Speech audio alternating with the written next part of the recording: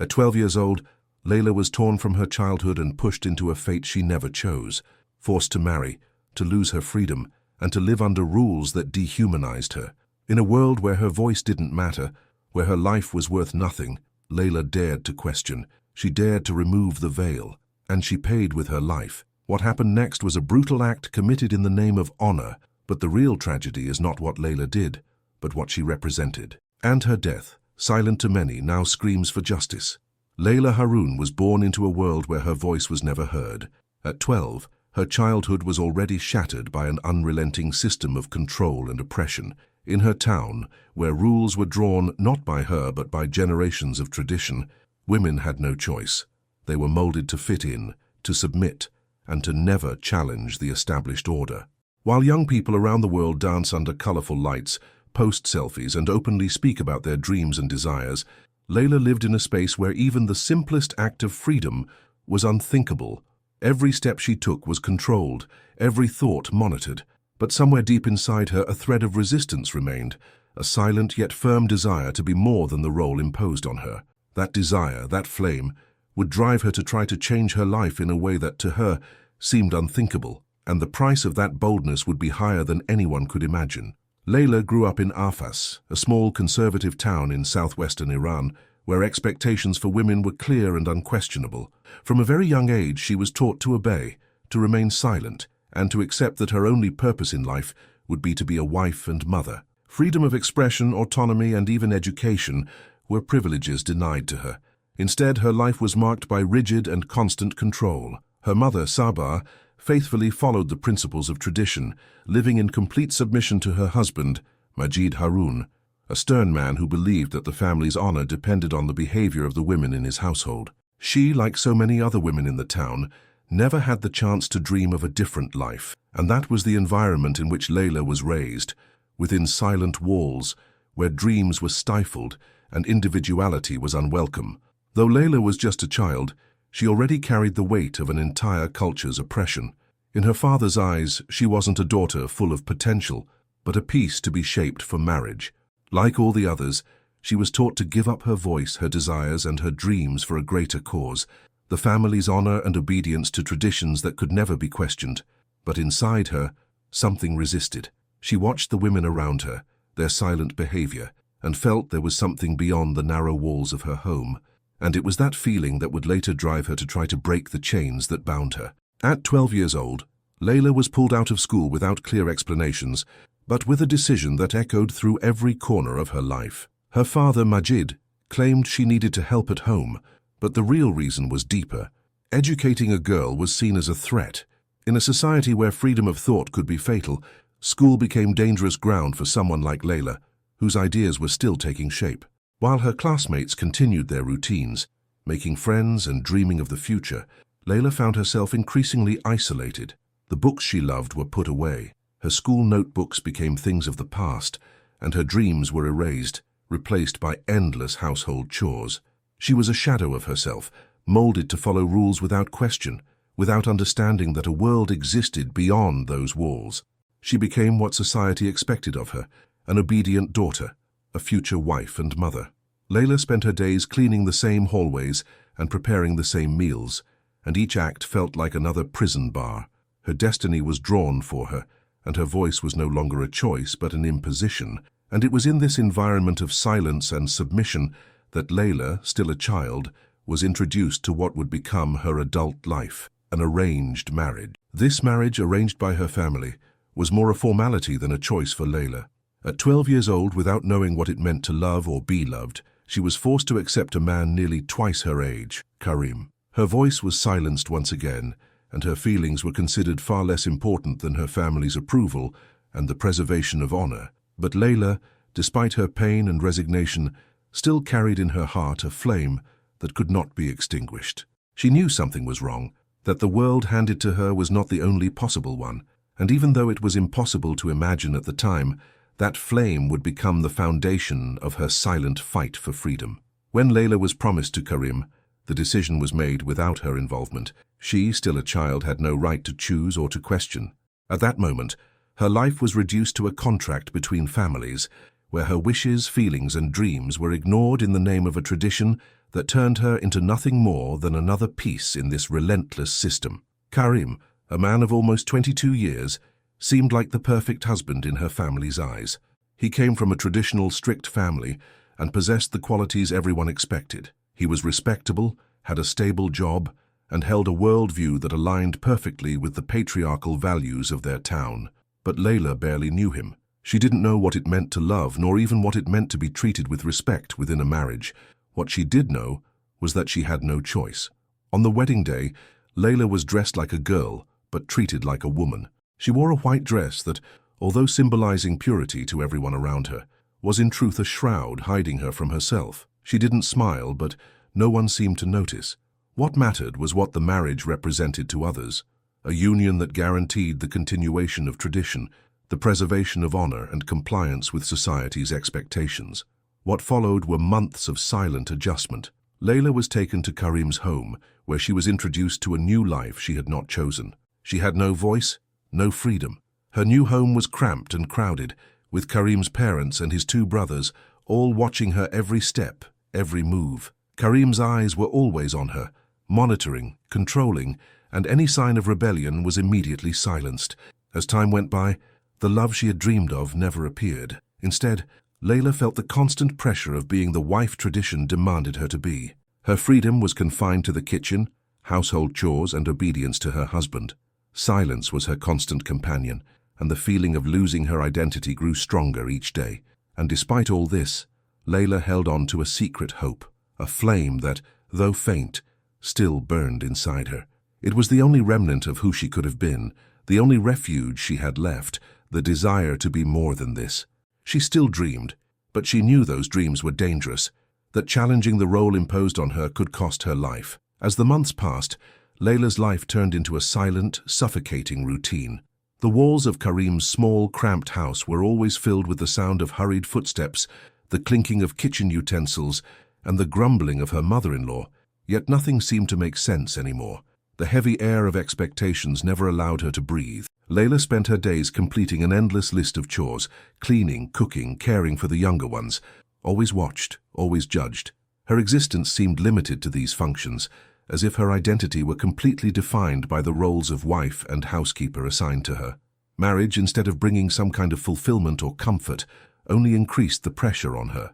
Karim, though a man of few words, imposed an authoritarian presence that stifled any attempt at freedom. He didn't see her as a partner, but as a subordinate who should obey without question. Any attempt to express a thought, any small act of defiance, was quickly corrected with a severe look or often with a cutting remark. He believed that his role as a husband was to ensure Leila stayed in her place, without dreams, without a voice.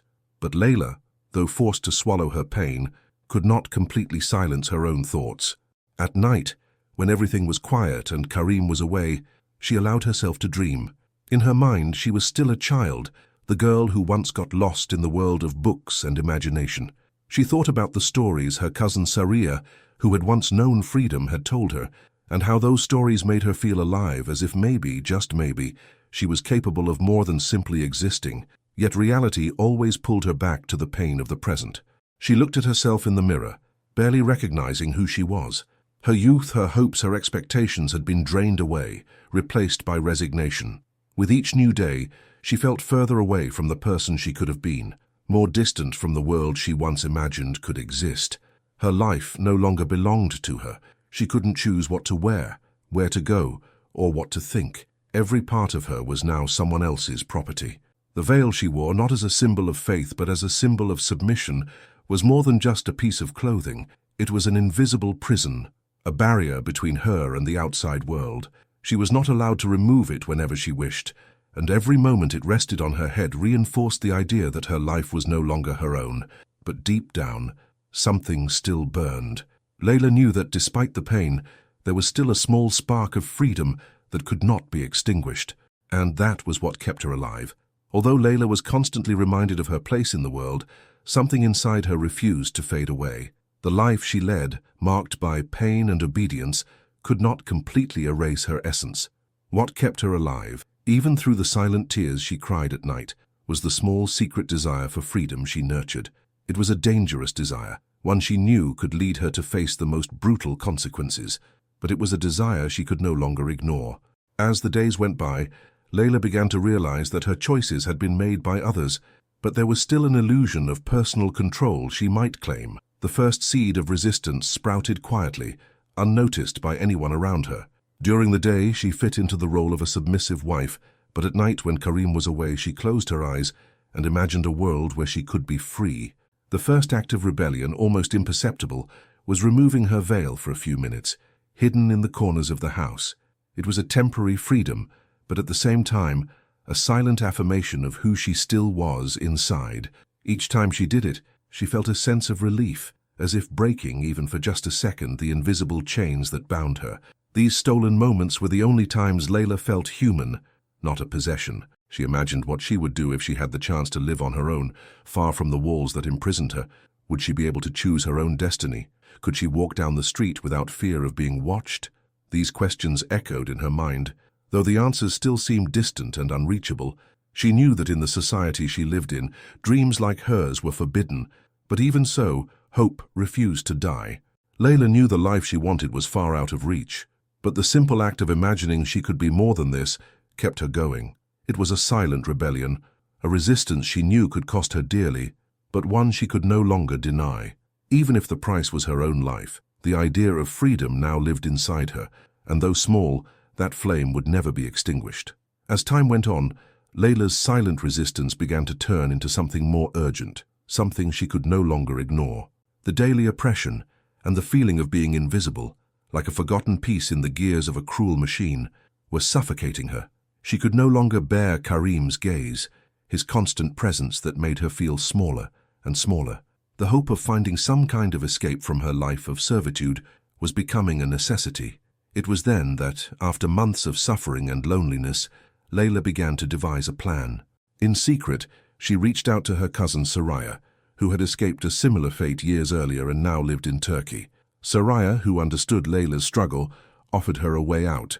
She could cross the Iranian border with forged documents, a single chance to breathe freely. The plan seemed impossible, far too risky for a woman like Leila, but she had nothing left to lose. The thought of spending the rest of her life within the narrow walls of her home with Karim, without ever being the owner of her own life, consumed her with despair. Every step taken in the secrecy of her plan left a knot in her throat, but she didn't back down. For days she quietly packed her things, hiding everything that could help her escape that prison. A small bag with clothes, money that Soraya had saved for her, and most importantly, a photograph of her son, Rafi, whom she dreamed of taking with her. But she knew that, given the risks involved, he would have to stay behind, a decision that shattered her heart with pain. More than anything, she wanted to escape with him, but crossing the border with a small child was impossible. The day of the escape came, and Leila left Karim's house at dawn, her heart racing and fear coursing through her veins. Yet at the same time, something inside her seemed to shine for the first time, a sense of power, of courage, and of finally doing something for herself. Even knowing the risks, even knowing this would be her last attempt, she felt she could no longer go on without trying. With each kilometer traveled, with each moment of adrenaline and fear, Leila felt freedom coming closer.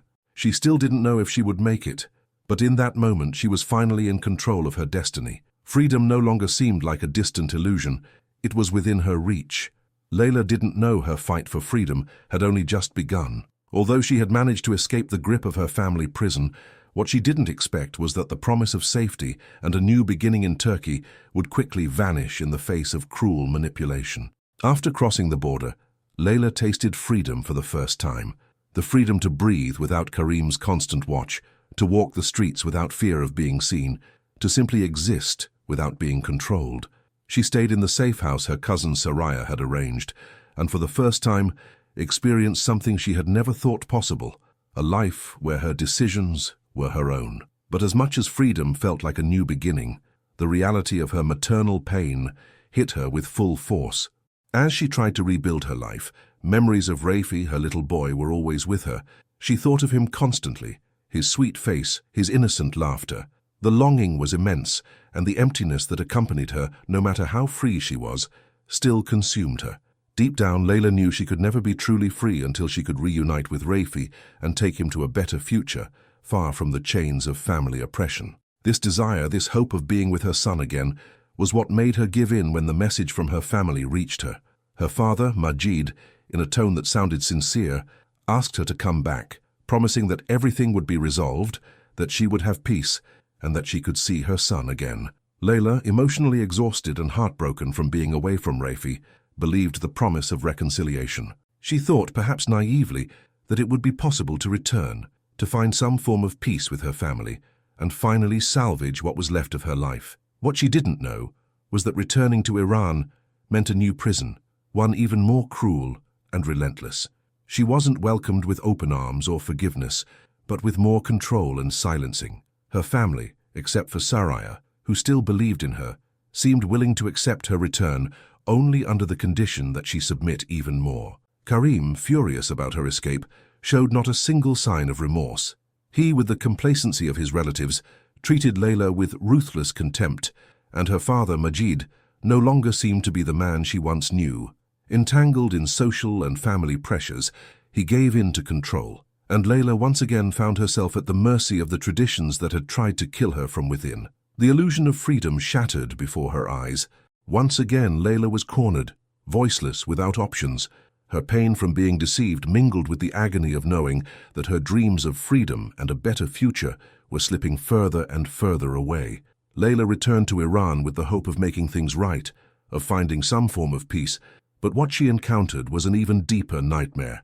Her decision to return, driven by her longing for Rafi and the promise of a second chance, turned out to be a carefully laid trap. She believed her father, Majid, would support her, but instead she once again found herself under Karim's authority and the pressure of a conservative society that saw her as property. Her life was no longer in her hands. It had been completely consumed by a culture of control, a culture that tolerated no defiance and saw her freedom as a threat to the family's honor. Inside Karim's house, things were no better. The tension in the air was palpable, and Leila felt the oppression in every corner of that house. Karim, who once seemed to be just a stern and authoritarian man, now revealed himself to be even more cruel and merciless. His anger over her escape was obvious, but what hurt Leila most was the coldness with which he treated her. Instead of any kind of reconciliation, he used her return as an opportunity to assert his power even more brutally. Leila's routine in Karim's house became unbearable once again. Each day, she was reminded that her only role in life was to be the wife he desired, and that any transgression would be punished. Karim didn't allow her to leave the house without his permission, and even the simplest moments, like speaking on the phone with her family, were monitored. The control over her was absolute, and every move she made, every word she spoke, was under surveillance. What hurt the most was that Leila felt powerless. Every attempt to express herself, to complain, or even to ask questions, was met with Karim's scornful silence. The promises made by her father, Majid, of peace and resolution had been lies. Leila no longer knew whom she could trust or what she could do to change her reality. Once again, she found herself trapped in a fate she had not chosen, and the despair of her situation overwhelmed her. There was no escape left. What seemed like a return home, a return to safety, turned into a new prison. Leila was no longer a daughter, a wife, or a mother. She was a controlled being, kept under threat, with her life dictated by those who did not see her as a human being, but as an object. Leila never imagined that her fight for freedom, which had begun in silence and darkness, would end in such explicit brutality. After returning to Karim's house, the last hope left in her heart completely faded. She was forced back into her old life of submission, and the worst was yet to come. Leila, who had once dared to dream and rebel quietly, was once again turned into a prisoner. But the true cruelty of her situation was not just being forced to live without a voice. She was left at the mercy of a man who believed his control over her was absolute. Everything got worse after a simple act of resistance. Leila, exhausted from living under the weight of invisible chains, dared to remove her veil, not as a provocation, but as a silent cry for freedom, a small reclaiming of her humanity. The veil, which she wore as a symbol of subjugation, was taken off for just a moment when Karim was away, but that single gesture sealed her fate. Karim, already consumed by wounded pride and the rage of having been defied, could not accept such an affront. The veil Leila removed was not just a piece of clothing to him, it was an insult to his authority. He felt his honor had been attacked, and in a society where honor was deemed more valuable than a woman's life, he believed he was justified in taking an extreme measure. On the night of the murder, Leila was confronted by Karim. Without words, without explanation, he grabbed her, and with relentless coldness, ended her life. Using a knife he had hidden, Karim delivered the fatal blow that would silence her forever. Leila, who had tried to resist and fight for her freedom, now paid the highest price of all, her life. The murder was neither impulsive nor out of control. It was planned, calculated, and carried out with precision. Karim, like many men in his culture, believed that a woman, especially a wife, should be controlled and subdued. The simple fact that Leila tried to be free, even for a second, was enough for him to decide she needed to be punished definitively. It was not a crime born of desperation or blind rage. It was a crime of honor, driven by the need to restore the image of a man shamed by a woman who dared to defy his rules. Leila did not just die that night. Her death was a message to all women who dare to challenge the patriarchal order. And although Leila was silenced forever, her story cannot be erased. Her death became a symbol of resistance for all the women who pay the price in the fight for freedom. Leila's death did not happen in secret. It was not a silent tragedy, muffled behind the walls of the home where she was silenced. When Karim, still covered in blood, left his house holding Leila's head in his hands, the city of Farabad was gripped by collective shock. He made no attempt to hide what he had done. Instead, he walked the streets with an arrogant smile, as if announcing his victory. The scene was witnessed by many, some in shock, others silently complicit. The weight of the tragedy hit everyone, but the response was not unanimous. Some, incredulous and horrified, could not understand how such a brutal act could be justified. Others, crueler in their ignorance, saw Leila's murder as a natural reaction to her rebellion. Leila's story, which until then had been kept behind the closed doors of her home, now spread through the streets like wildfire. People spoke of her in whispers, with furtive glances, as the tragedy took shape in conversations, shops, and markets across the city. But while outrage spread among some, a large part of the population saw Karim as a man acting in defense of his honor. To them, Leila had committed a grave offense, and the punishment she received, though cruel, was understood within the twisted logic in which they were raised. The culture of honor, which had shaped every aspect of Leila's life, still permeated the streets of Farabad, and many believed that her death, though regrettable, was necessary to restore social order. However, Leila, even in death, defied the conventions of the society that destroyed her. Her story began to spread beyond the streets of Farabad, gaining notoriety in other parts of Iran. In larger cities like Tehran and Isfahan, news of the brutality she suffered sparked debates and, more importantly, ignited protests. Activists, both women and men who opposed gender violence, began raising their voices, demanding justice and changes to laws that allowed abuses like Leila's. Leila's murder was not just a tragic end, but a catalyst for a quiet yet powerful change. Her death forced a society to confront its own reflection and question the systems of oppression that allowed such a thing to happen. Leila, the woman who never had a voice, now had a collective voice, one that echoed through the streets, universities, and courts. The death of Leila Harun cannot be erased. She was not simply a woman murdered for trying to live by her own choices, but became a symbol for all women who daily bear the weight of a relentless patriarchal system. Her cruel and calculated death forced the world to face the brutal reality of traditions that for centuries have been imposed without question. Her story touched hearts, sparked outrage, and inspired a fight for justice that transcended the borders of her hometown. The call for changes to laws that allow the oppression of women in Iran and other countries with similar cultures gained momentum. Leila, who lived her entire life under the control and pressure of a society that saw her as property, was now the face of resistance.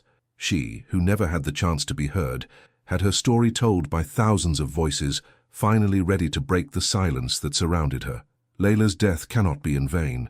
It forced a deep reflection on the concepts of honor, control, and violence against women. Her life, though brutally taken, left a legacy that cannot be ignored. People began to question whether a culture that allows such atrocities can truly be called just.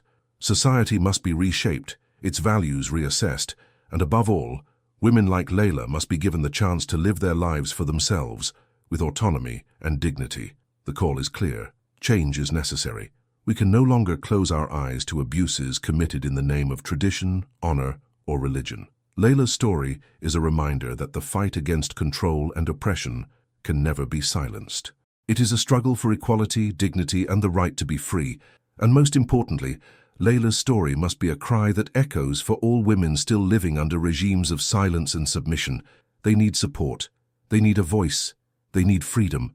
The movement that began with Leila must continue because what was taken from her can never be ignored again. If you believe no woman should pay with her life for seeking freedom, share this story. Subscribe to the channel and turn on notifications to ensure the fight for justice goes on. Because Leila Harun, though silenced, became a voice for all women who were never heard.